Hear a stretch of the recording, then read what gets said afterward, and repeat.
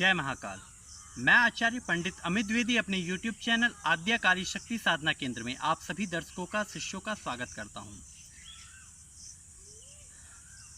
जिस प्रकार से देवी देवता या कोई शक्ति, उदाहरण के लिए कर्ण पिशाचनी साधना कुछ लोग करते हैं, पंचांगुली, त्रिचिंतनी या दुर्गा माता, हनुमान जी, उनके माध्यम से चेटक मंत्रों के माध्यम से कुछ जान लेना, स्वप्नेश्वरी सिद्धि के माध्यम से जान लेना, इसी प्रकार से हम जानने के किसी न किसी माध्यम को सिद्ध करना चाहते हैं।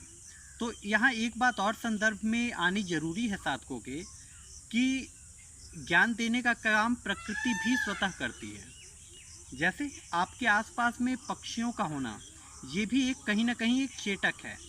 नक्षत्रों का होना, ये भी एक चेटक है, ये भी आपको सूचित करते हैं। सामुद्रिक शास्त्र जो पूर्ण लक्षण शास्त्र है, ये भी एक चेटक है, ये संकेत हैं, ये आपको बता रहे हैं कि कैसे कैसे क्या क्या हो सकता है।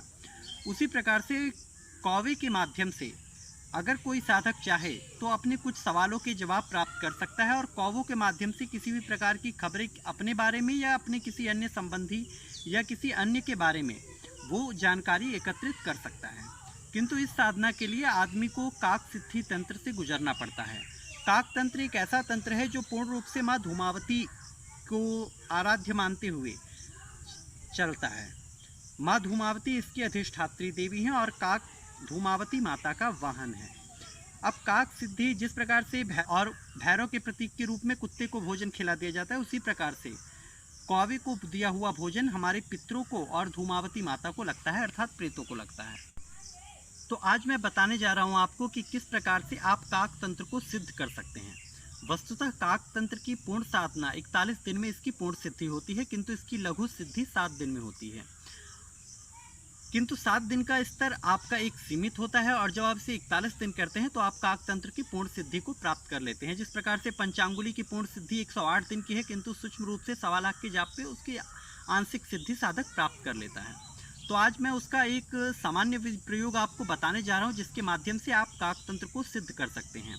इस साधना के लिए आप किसी भी रविवार के दिन शमशान भूमि में जाएं और शमशान भूमि में जा करके 7 चिताओं की राख ले आएं।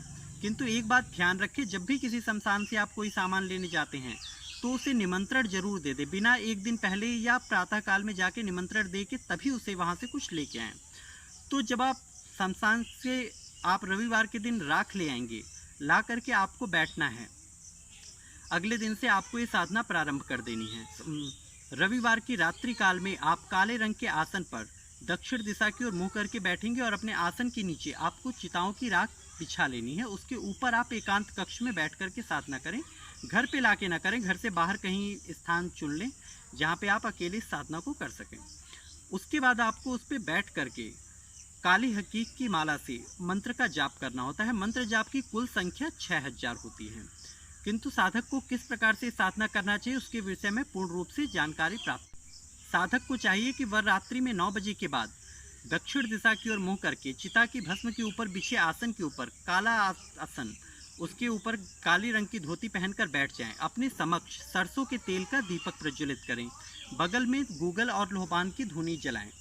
अपने सामने 1.25 किलो आटा, अपने सामने 1.25 किलो आटा रख लें और उसमें कुछ बूरा या देसी खांड या फिर गुड़ मिला लें। तदुपरांत आप मेरे भी इस मंत्र का काली हकीक की माला से 6000 अर्थात 60 माला जाप करें। ये साधना 7 दिनों तक आपको नियमित करनी है। अब जब रात्रि काल में आप मंत्र जाप अपना पूरा कर लेंगे, तदुपरांत अगले दिन उसी आटे को गूंथ करके उसकी रोटियां बनाएं और अपने हाथों से उन मीठी रोटियों को जहां पर कौवे ज़्यादा से ज़्यादा हों या आपके घर की छत पे या जिस भी जगह पे आप साधना कर रहे हैं वहां पे आप डालें, जिससे कौवे आकर के आपकी बनाई हुई रोटियों को खाएं। और ये आपको क्रिया नित्य 7 दिनों तक करनी है। रोज रात्रि में, रविवार की रात्रि में आप जाप करेंगे तो सोमवार की रात्रि में वही आटे की बनी रोटी खिलाएंगे। सोमवार की रात्रि में आपकी जाप के सामने जो आटा होगा वही मंगलवार की प्रातःकाल में उसी का आप भोग कौवों को खिलाएंगे। मंत्र को ध्यान से सुने। ओम क्रोम कह कह, ओम क्रोम कह कह, ओम क्रोम कह कह। इस मंत्र का आपको जाप करते रहना है। साधना शुरू करने से पहले धूमावती माता का या कात्यायनी माता का पूजन अवश्य कर लें।